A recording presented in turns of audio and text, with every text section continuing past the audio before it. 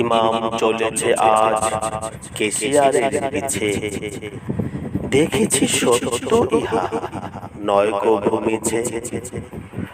মসজিদের মিম্বরে বসে ইমাম বলেন কথা, সভাপতি সেক্রেটারি যেন মসজিদ কমিটির মাথা।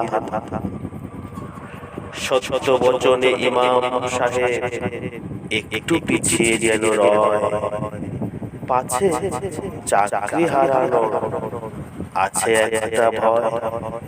দাড়ি নেই, টুপি নেই, তবু কমিটির সভাপতি, এ যেন আজ প্রচলিত নাই কোনো গতি।